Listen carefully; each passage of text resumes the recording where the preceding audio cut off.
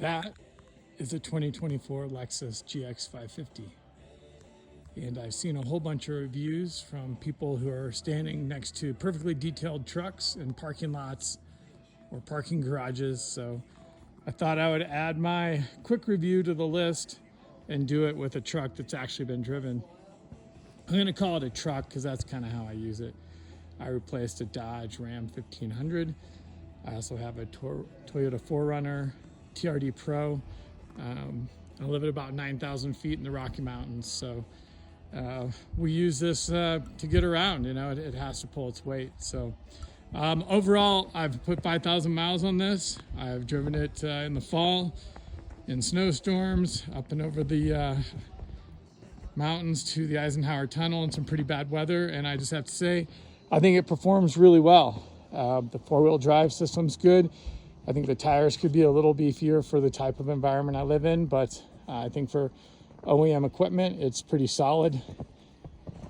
You can see we've had some good snow the last few days. I didn't clean the truck. I just wanted you to see what it looks like after you drive it around for a while. So this is the Premium Plus. You know, a couple things I don't particularly like.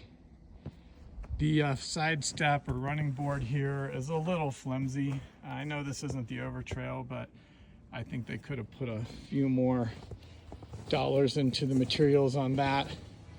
I have towed a trailer with this. When I towed it, it was probably in the neighborhood of 5,000 pounds. I thought it did very well. It was well below the maximum tow for the truck.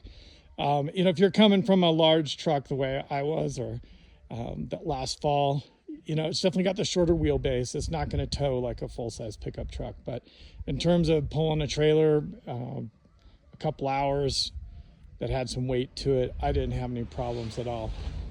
You know, to preserve the back end look of the truck, they covered the hitch receiver in this plastic cover.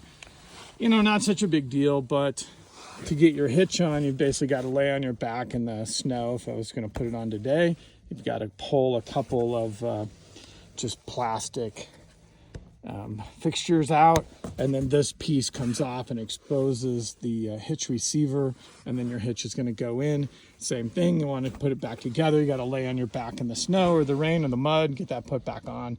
I guess they're just kind of thinking that their average driver is probably not going to use this as a primary tow vehicle, but if you do want to tow with it, I think it's very capable. I just think they could have done a little bit better on that hitch receiver.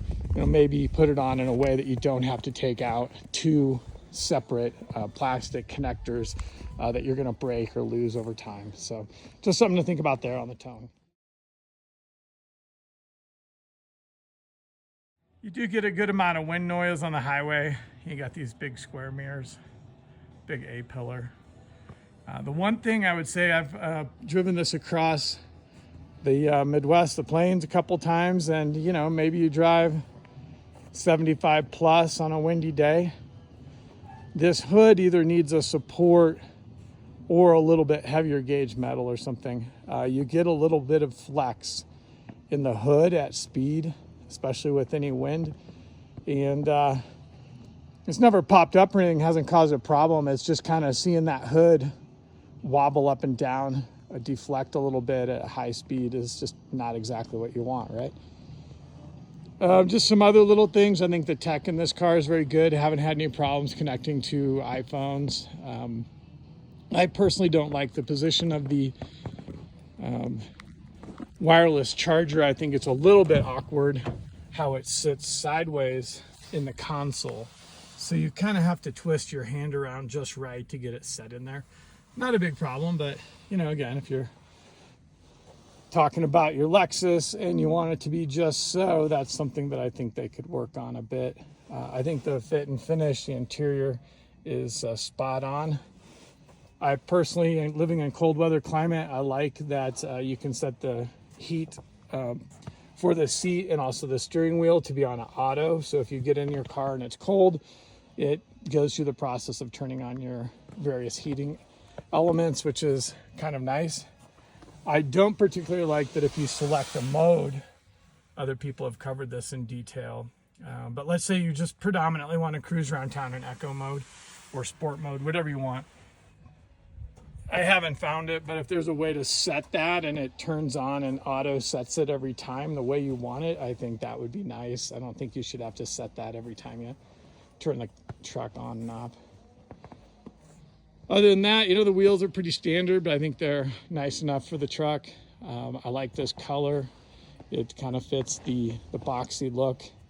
And I think it's, it looks good. I think it's a nice, solid truck. You feel solid when you're driving. You sit up high. The truck, definitely has a lot of weight to it. And you can feel it. It just feels very solid, very planted on the road. It's no surprises in the snow so far. The all-wheel drive system, I think, works very well. So there you go. My quick take on the Lexus GX550.